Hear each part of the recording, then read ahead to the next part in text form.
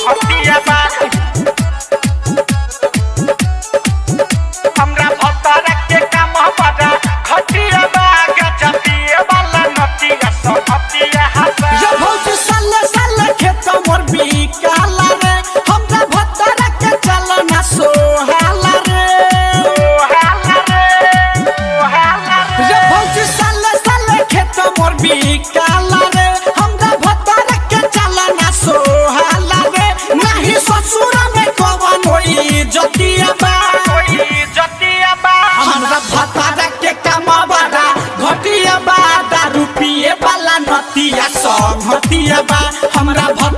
के काम बड़ा घटिया बा गजा पिए वाला नतिया समतिया बा हमरा भतारा के काम बड़ा घटिया बा दारू पिए वाला नतिया नतिया नतिया समतिया बा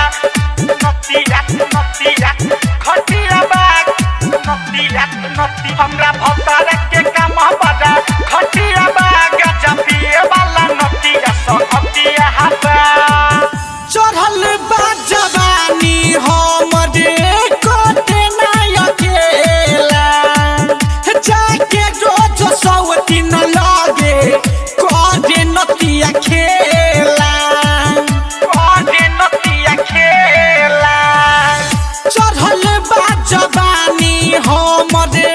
कोटे ना अकेला जाके रोज सौती न लागे कोटे नतिया खेला कबहिलो तना हम जोई खटिया बा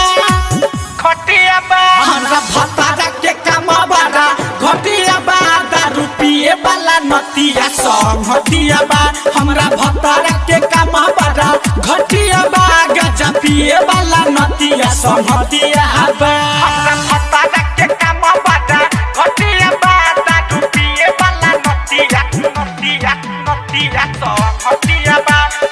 नतिया नतिया घटिया बा नतिया नति हमरा भतारा के काम बड़ा घटिया बा गजा पिए वाला नतिया संगतिया बा समभूष जनमा हमरे मिलल बा पिया करा मिथलेश प्रेमी विवेक बनल बाछी हतारा बनल बाछी हतारा समभूष जनमा हमरो मिलल बा पिया करा मिथलेश प्रेमी विवेक बनल बाछी हतारा किशनंदन मोर जवानी अभी बतिया बा हमरा भतारा के काम बड़ा घटिया बा दारू पिए वाला नतिया संगतिया बा हमरा भतारा के काम बड़ा घटिया बा गजा पिए वाला नतिया संगतिया बा।